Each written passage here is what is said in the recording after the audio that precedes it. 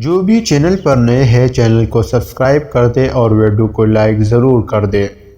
دوستو، میں سیالکوٹ کے ایک نواحی گاؤں کے متوسط گھرانے سے تعلق رکھتا ہوں۔ یہ سٹوری ہے ان دنوں کی جب مکان کچے اور لوگ سچے ہوا کرتے تھے، جب گاؤں کے 18 سال تک کے لڑکے اور لڑکیاں سکن نام کے کسی چیز کے واقف نہیں ہوتے تھے، اسی لیے سب ایک دوسرے کے گھر میں بلا جھجک چلے جاتے تھے۔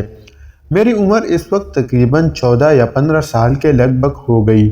ہمارے گاؤں میں صرف ایک ہی پرائمری اسکول تھا جس میں صرف 2 کمرے ہوتے تھے، اور اس اسکول میں 2 ہیڈ ماسٹر جی پڑھاتے تھے۔ ایک ماسٹر جی تقریباً 40 سال کا تھا جس کا نام جمال الدین تھا، اور ایک ماسٹر صفدر صاحب تھے جو تقریباً 28-30 سال کے لگ بھگ ہوں گے، جو شہر سے پڑھانے آتے تھے۔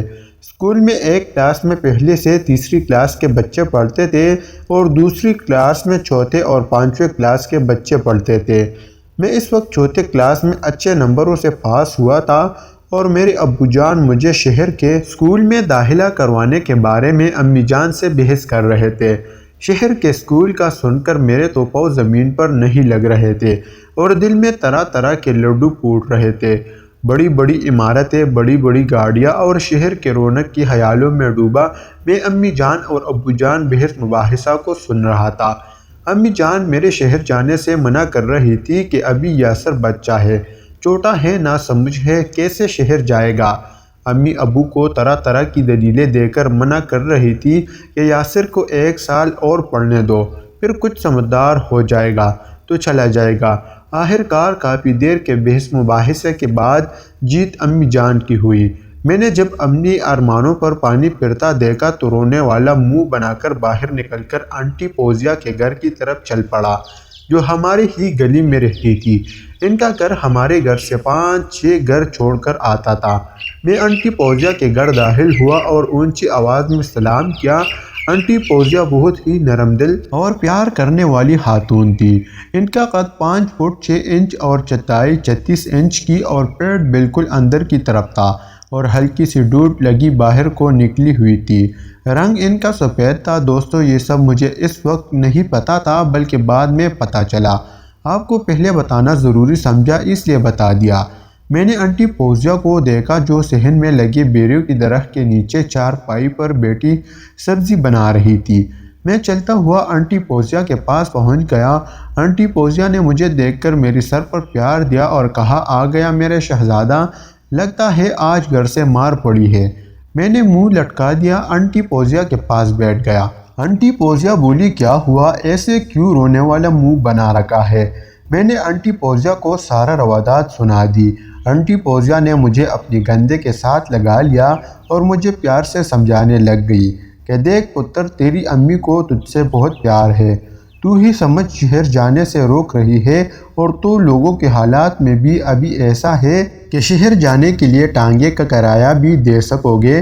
میں نے آنٹی کی بات کاٹتے ہوئے کہا، وہ گاما ٹانگے والے بچوں کو شہر تو لے کر جاتا ہے۔ تو آنٹی فوزیہ بولی، دیکھ پتر، وہ زمیندار کے بچے ہیں، لوگ ٹانگے کا کرایہ دے سکتے ہیں، تم 1 سال اور پڑھ لو، پھر عظمیٰ اور نسرین یعنی آنٹی فوزیہ بیٹیاں بھی شہر جانے لگ جائے گی، تو تم بھی اپنی بہنوں کے ساتھ پیدل ہی نمبرداروں کی زمین کے بنے بنے نہروں کی طرف سے جایا کرنا۔ ابھی دل لگا کر پڑھو، جیسے تمہارے امی ابو کہتے ہیں، ان کی بات مانو۔ میں نے اچھی بچوں کی طرح ہاں میں سر ہلا دیا تو آنٹی فوزیہ نے پیارے میرے سر پر ہاتھ رکھ کر اپنے ساتھ لگا لیا اور شاباش دیتے ہوئے بولی، یہ ہوئی نا بات۔ میں نے آنٹی فوزیہ سے پوچھا کہ عظمیٰ کدھر ہے؟ تو آنٹی بولی، وہ کمرے میں موڈ بنا کر بیٹھی ہے، نسرین تو ٹیوشن چلی گئی ہے، مگر یہ ایسا ضدی لڑکی ہے کہ میرا کہنا بھی نہیں مانتا۔ یہ سن کر آنٹی کے پاس سے اٹھا اور عظمیٰ کے پاس چلا گیا۔ میں نے دیکھا کہ عظمیٰ سر جھکائے کرسی پر بیٹھی ہوئی ہے۔ میں جاتے ہی عظمیٰ کو چڑھانے لگ گیا کہ چنگی مار پائی اے نا، ہا ہا ہا۔ تو عظمیٰ نے جوتا اٹھایا اور میری پیچھے بھاگ پڑی۔ میں آگے آگے بھاگتا گیا، کمرے سے باہر آ گیا اور آنٹی کے پاس آ کر رک گیا۔ آنٹی فوزیہ نے عظمیٰ کو ڈانٹا کہ کیوں میرے شہزادہ کو مار رہے ہو؟ تو عظمیٰ بولی، تو اڑے شہزادہ ہوگا، میری نان سر چٹائی کر، یہ وڑا شہزادہ بوتی دیکھو شہزاد دی मैंने भी उज़्मा को मुंह चढ़ा दिया। उज़्मा ज़मीन पर पाँव फेंकती वापस कमरे में चली गई। दोस्तों, आंटी पोजियो की बस 2 ही बेटियां थी, वो भी जुड़वा। इसके बाद इनके यहाँ औलाद नहीं हुई, इसलिए मुझे वो अपनी बेटी की तरह प्यार करते थे। मेरा भी ज़्यादा वक्त इन्हीं के घर गुजरता था और इन्हीं के घर या बाहर के काम सूद असद वगैरह में ही लाया करता था। वैसे तो मैं अपने घर में नवाब था और इसलिए कि मैं घर में सबसे छोटा था, इसलिए घर का लाड भी था। बाकी बहन भाई सब मुझसे बहुत बड़े थे। उज़्मा और नसरीन मेरे हम उम्र थे। इनकी निस्बत ज़्यादा सफ़ेद था और जिस्मानी तौर पर उज़्मा नसरीन से ज़्यादा होट थी। उज़्मा का कद तकरीबन मेरे ही जितना 5 फुट था, मगर हम साथ खड़े होते थे तो उज़्मा मुझसे छोटी ही लगती थी। वैसे उज़्मा सेहत के मामले में मुझसे ज़्यादा सेहतमंद थी। उज़्मा का रंग काफ़ी सफ़ेद था, जैसे कश्मीरी हो, और जिस्म भी बड़ा बड़ा था। 15 साल की ही उम्र में इनकी अनार छोटे साइज़ के माल्टे जितने और पीछे से ढोलकी भी काफ़ी बाहर को निकली हुई थी। मैं अक्सर उसे मोटू कहकर भी चढ़ाता था, जबकि नसरीन दबली पुतली सी थी। इसकी भी छोटे छोटे अनार थे, मगर उज़्मा से कम ही थे। दोबारा उज़्मा के कमरे में गया और उज़्मा को मनाने लग गया। काफ़ी कोशिश के बाद आखिरकार मैं उसे मनाने में कामयाब हो गया। मैं और उज़्मा आंटी पोजिया को खेलने का कहकर बाहर गली में आ गए। आंटी पोजिया ने मुझसे आवाज़ दी कि जल्दी आ जाना, ज़्यादा दूर मत जाना। हमने आंटी पोजिया की बात सुनी और इन सुनी की और गली में निकलकर खेत की तरफ चल पड़े।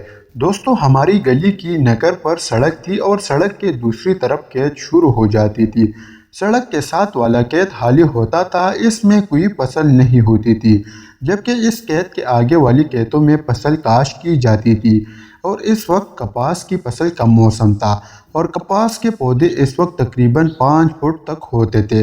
और कपास की फसल के आगे वाली खेत जो नहर के करीब थी, इनमें मकाई की फसल काश्त की होती थी। और जो दोस्त गांव के रहने वाले हैं वो जानते हैं कि मकाई के पौधे 6-7 बिल्कुल 8 फुट तक ऊंचे होते हैं। और इन खेतों के दरमियान एक पगट नदी, जिसे हम बनाकर कहते हैं, वो कपास और मकाई के खेतों के बीच नहर की तरफ जाती है। और नहर पर छोटा सा लकड़ी का पुल था, जिसको क्रॉस करके लोग या स्कूल के बच्चे शहर की तरफ जाते थे। हमारे गांव और शहर का फासला तकरीबन 2 किलोमीटर था। खैर, हम दोनों ने सड़क क्रॉस की और खेत में चले गए, जहां पहले ही काफ़ी सारे हमारे ही हम उम्र लड़के और लड़कियां खेल रही थी, जिनकी उम्र 10 से 15 साल ही थी।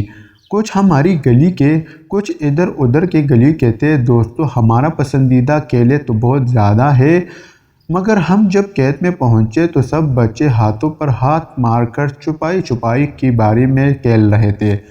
हम आता देखकर हमारी गली का ही एक लड़का जाहिद, जो हमारा सबसे अच्छा दोस्त था, वो गुस्से से बोला, आ गया हसनैन दी जोड़ी, इतनी देर करा दी यार। मैंने कहा, यार इस मैडम ने देर करा दी। उसके बेटे थे नवाबजादी। तो मैं और उज़्मा ने भी अपनी बारी फूकी और 3 बच्चों की बारी आ गई, जहों ने बाकी बच्चों को ढूंढना था। हम सब छुपने के लिए कपास के फसल की तरफ भागे सब।